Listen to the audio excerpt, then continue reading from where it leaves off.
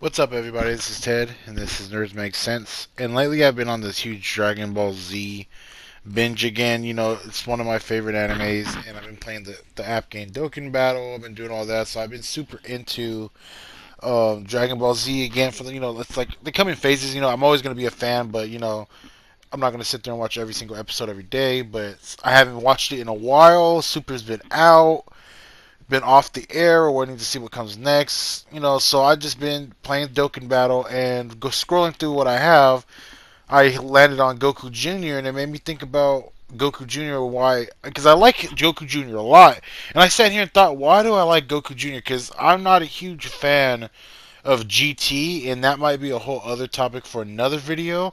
But the movie Dragon Ball GT: A Hero's Legacy actually hit a little bit different than the whole series of GT hit me, and I can actually go back and watch A Hero's Legacy and enjoy it for what it is, compared to going back and watching arc by arc of what GT has. Because in GT, honestly, got only got like a few things that, well, GT only has a few things that I like, and I can honestly watch those scenes on YouTube compared to watching it.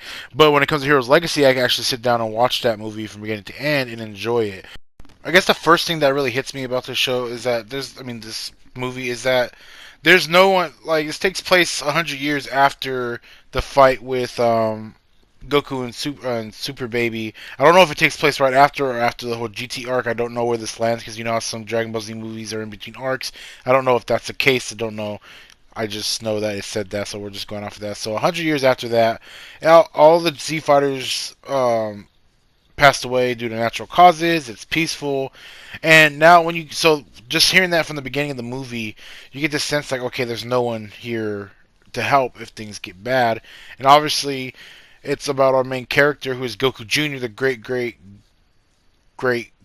grandson of Goku. And the great great grandson of Pan, and Pan's the only one alive. And Pan is old. She ain't. I mean, she has some spunk in her, and she could like fight and whatnot, but not into like that, not like the old days. But yeah, so when it's established pretty on early in the movie that there's no one there, there's no one who's gonna help you. So Goku Jr. is on his own, and Goku Jr. is just like a normal kid, but he looks just like Goku. That's why he's called Goku Jr. But he's not like Goku how he was.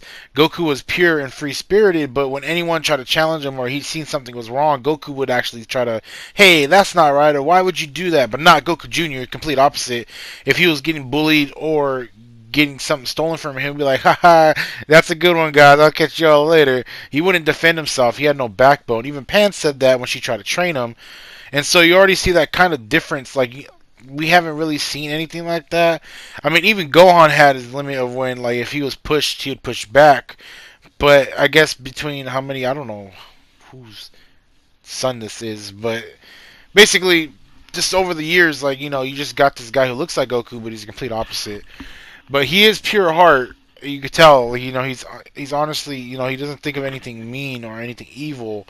So that's pretty cool. And I like how that is that he's complete opposite. So you follow through Goku Jr. and he's Pan's trying to train him, but he can't keep up with it. He's not willing to do so. Like, he can't do it. He just wants to be a normal kid.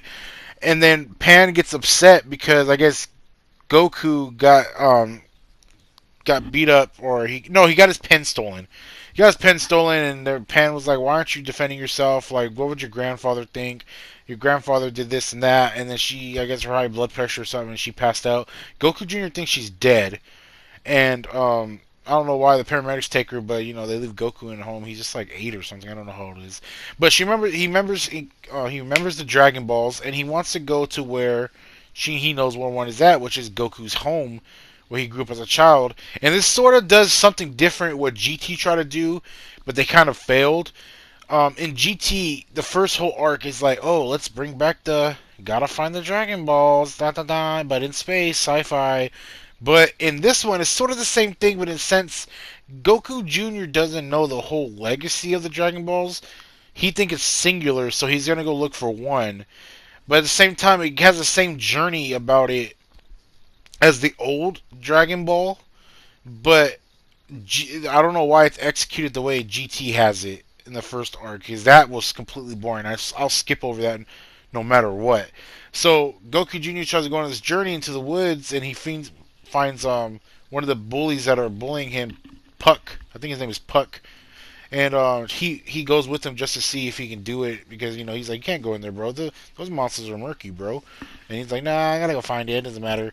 So goes with him. A lot of stuff goes on the way that I'm not going to get into. Well, I am going to get into it. I like how they build the friendship between Goku Jr. and Puck, because obviously Puck doesn't like Goku Jr. at first. He bullies him and steals from him. And Goku Jr. doesn't know any better, so he's like, hey, why don't you come with me? And so they go, and they get attacked by wolves. They get attacked by this girl who's claiming she's a real girl, but she's a witch and tries to eat them. And it's just this back and forth, and they learn about each other on the way. Like, he learns, like, oh, I'm only doing this because Pan interferes with their fight early on when they're stealing for Goku Jr. And he's like, yo, your grandma or Pan is like a cool fighter. Like, I don't want nothing bad to happen to her, so I'm gonna help you get the Dragon Ball. So they build this friendship over time, and they learn about each other. And then I'm pretty sure the next part is when they try to cross the bridge, and it snaps, and he tries to help. He tries to help him. Puck tries to help Goku Jr. up, but ends up falling off into the ravine. And I don't. It's just like what Goku Jr. is going through. Like, he lost. Like, he already's not like what Pan wanted him to be. She passes out because of it. She would never passed out if he actually stood up for himself. So he lost in his mind, because he doesn't know that she's alive. He lost everything. And then he met a new friend for once, and he lost him just because he's trying to help him do what he should have did in the first way and stick up for himself. So he's losing everything so fast, and I'm just like, wow. Okay, I feel so bad. Like, I'm pretty sure, like, I tear up every time I watch it, because it's so heartbreaking to see this kid who doesn't basically lost everything. And on top of that, he's going through this change, because throughout the movie, you see him doing these powers he doesn't know, like when he's getting in a fight, when he's on his way before Puck joins him. They're teasing him and making fun of him so he'll never make it, and he trickles with his power and blows them away. So you see in step by step he's gonna transform halfway through. He's getting chased by the wolves, and he learns how to fly up the thing, because he's getting scared. So he's learning his powers as he goes. But at the same time, they're not saying like, oh, he's not like, oh, this is the power, the Super Saiyan that I was told about. He doesn't know anything about that. I don't think Pan told him about that, which makes it cool, which makes it a little more deeper in the whole thing, in the whole like aspect of it all. That Pan wouldn't tell him anything, or like Vegeta's family like doesn't tell him anything, or he doesn't know who Vegeta Jr. is until the end of this. So it's just like, bro, like it's making me think so much, but it's giving me little back from it. I'm like, where's the family? Why does he know how to do this? Why doesn't why? So if they actually continued after this arc, I would get it. Like, what if they stopped talking to each other? They were only there because there was something to fight for, but now that peace drove them apart. You know what I'm saying? It's making me ask all these questions, but at the same time, I'm not getting upset they're not giving them to me. It's just like I want to see where this goes. So we go on with the story. Puck basically died, quote unquote, fell off the thing. Goku Jr. feels like a piece of shit, and so he's going on the journey, and he finally gets halfway there, and he sees this bear and its cub getting attacked by this pig, and it's the leader of the demons or in the forest or whatever. Bro, it caused him problems. Not gonna get into the whole fight, but basically, the big bear, the adult bear, is basically trying to fight the pig because it's trying to eat the cub. Goku Jr. tries to help. The bear basically throws himself in front of the pig and lets them get away so he can save his cub. I'm probably missing a bunch of stuff, but I'm trying to get to the point. And so Goku Jr. is like, alright, we gotta get out of here. So he grabs the cub and he's trying to go away, because he's like, alright, I lost my grandma, I lost my friend on this journey. Now this is a fork in the road for me. I'd rather run away or help this cub. I'm not going to do it again. And like, they don't come out and say it at all, but you as a person watching this, he lost it all. He needs to do one good thing out of this. It's rather fight this pig thing and save this cub, or leave them to die and go get the Dragon Ball. it's a fork in the road for him. And he's like, I gotta fight, I gotta save this cub. So he tries to get this cub over. The cub is watching its parent get fucking choked out by this pig, and he tries to run away. And then the pig sees it. He's like, all right, well, I'll kill both of them. So he turns his hand into a sword, and then all of a sudden it snaps. He knows it's over for the bear. Like he's about to die. The bear, both of them are about to die, and then he snaps and goes Super Saiyan. Bro, this has a lot of mixture of he has nothing left, so he snaps.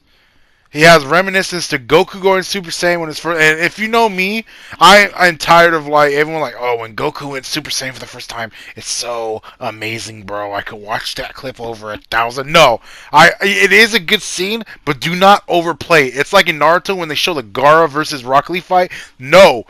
Stop ruining stuff like that. It was an amazing moment. You see it recreated in all the games in Dragon Ball Z Kakarot. You see it all. It's not effective for me no more. But this one scene of him losing everything and going Super Saiyan is completely different and blows out. I get goosebumps every time I watch this clip.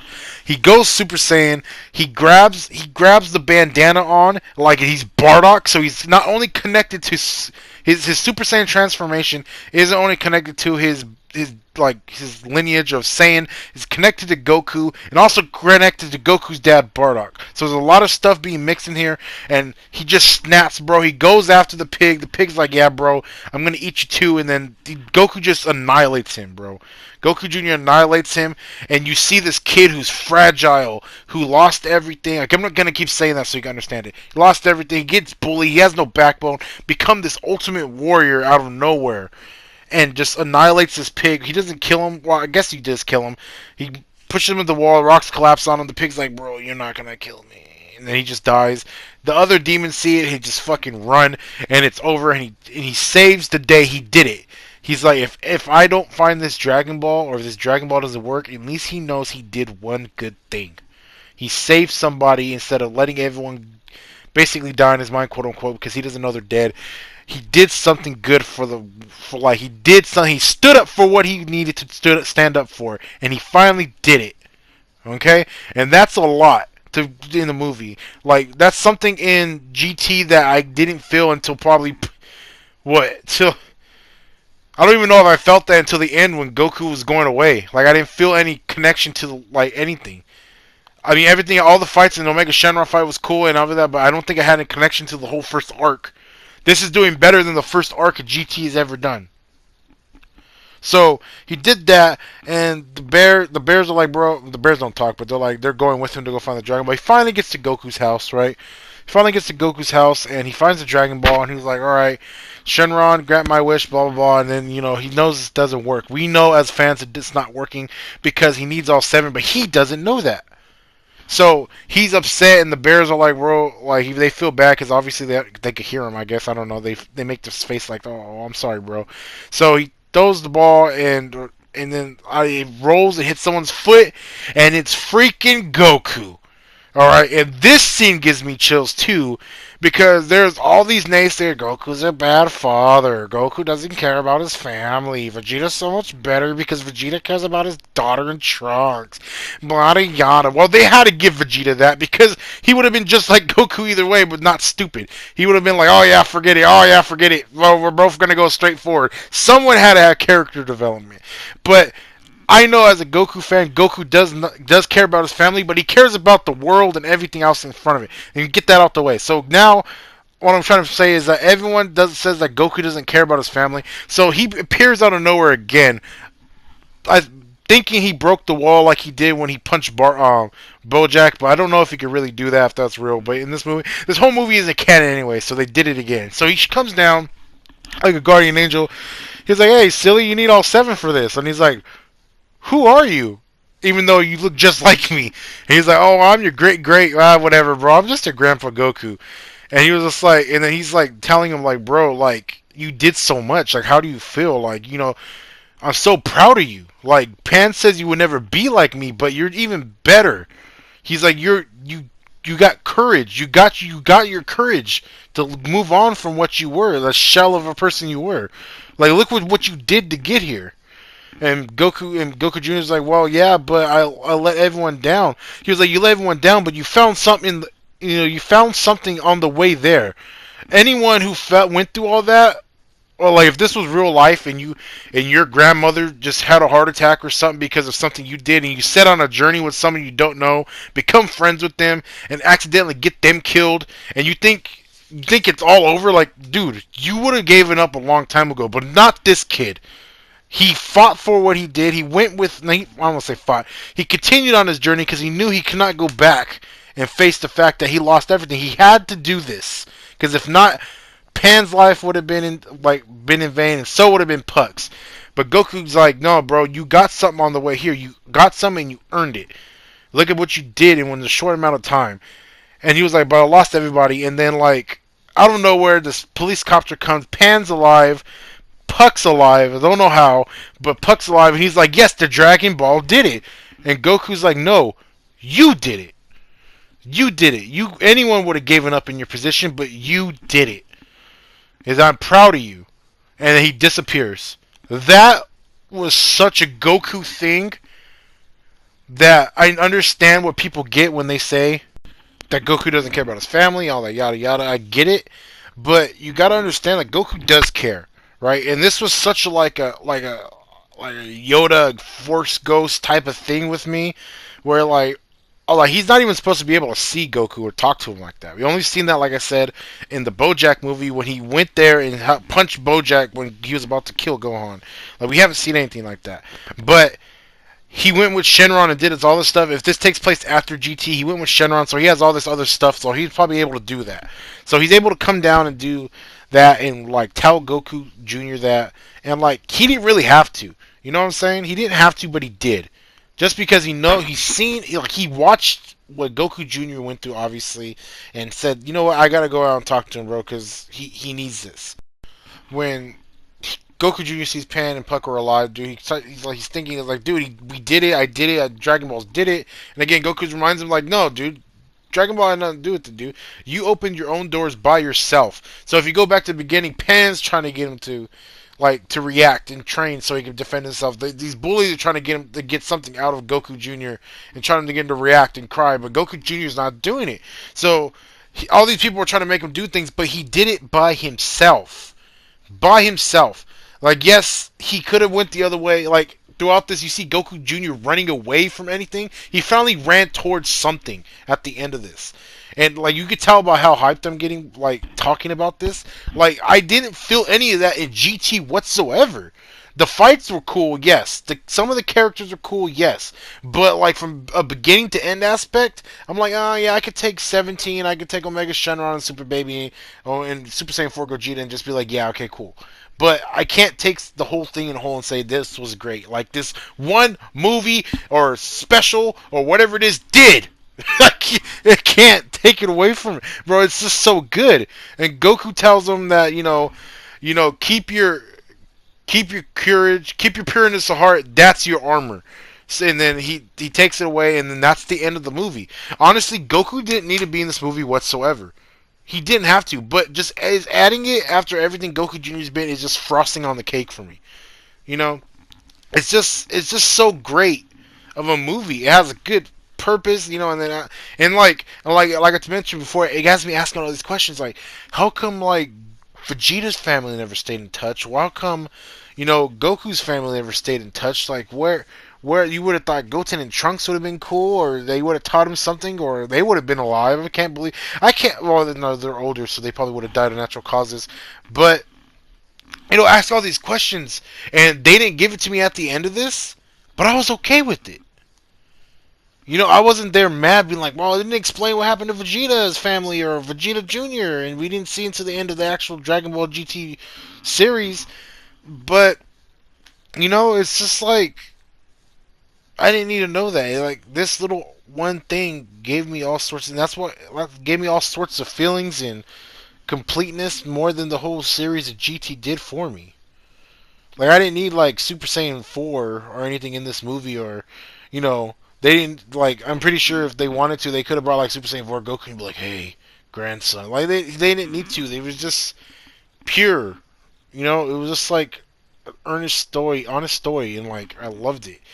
And I feel like they if Super were to ever end and they were supposed to pick up on like something like to, to like start something new, that's kind of the formula they need to stick to. And I know it's hard to because I love Goku, people love Vegeta, there's Gohan fans, Piccolo fans, there's all sorts of fans of all these people we love, and it's so hard to tear away from it. But if they wanted to flip the script and do something new, they need to follow that formula because it was so great. It was so great, and they had some stuff that you really had to think about to actually understand, like I did. Like, hopefully you guys see it the same way I did. Maybe you don't. I mean, leave it down in the comment section if you don't think it's the same thing. Like I preached to. If you think it's stupid, tell me why it's dumb, and we could talk about, not debate about it, but talk about it. There's so much in this little short movie that obviously they could have put into this series of a continuation, and they didn't, and I don't know why. It was just so great, and like if they ever did this concept of like doing a generation later about like in the future, something like Boruto shit, but not like Boruto. Don't do it exactly like Boruto. Boruto's trash. But if they do something like this in the future and they actually execute it well, this could be a future of something down the line after everything is over that could do well. But you got to execute it as good as you did this. Don't over don't drag it through the mud first and then come 151 episodes like Boruto later and say, "Oh yeah, start watching it from episode 151." You got to start strong from the beginning, set the tone. And yeah, this movie honestly could have been something good if they actually continued down the line. If Super never happened and they wanted to continue something, this could have been it.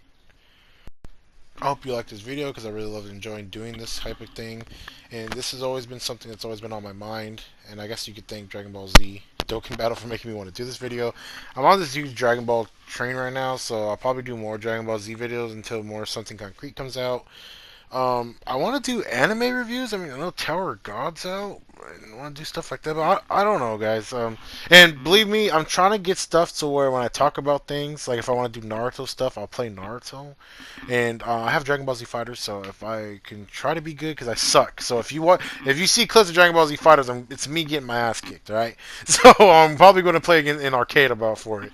But I'll want to get clips that sort of go with the topic, but if not, Apex is always there. I'm trying to get my clips back from winning. I've been winning a lot, so I'm going to get you guys some good content, whether I win or lose, actually, because I do have some losing clips. But yeah, so thanks for watching, guys. I hope you guys like the video talking about Dragon Ball. If I'm probably gonna do a video about GT on its own, what I didn't like. Me and Josh have some stuff coming up. Hopefully, we can get that together for you guys. Remember, we're doing social distancing, so we can't be here together to do this and everything. So, you guys gotta understand. I already talked about it in a video. Don't want to go over it too much. But yeah, but thank you guys for everything you guys done. Thank you for the likes. Thank you for the comments. Thank you for the subscriptions, guys. Keep it up, and let me know if you guys have a topic or want me to do something or want me to talk about something. Even if I don't know about it, I'll try my best to do so. There's a lot of anime I haven't watched, so if you ask about that stuff, obviously. But thank you guys for everything. I'm going to continue doing my best to put out content during these times for you guys to watch and enjoy. The live streams, oh, I forgot all about that. I'll try to go back to it as much as I can, as fast as I can. You guys already know I do a little live streams here. Josh is doing his Final Fantasy stuff, but yeah, guys, we are going to be here together. So thank you for everything. I feel like I said that 1,000 times. Take it easy, everybody. Like, comment, subscribe, share to your friends. Talk to people about us, and I'll catch you guys next time. See ya.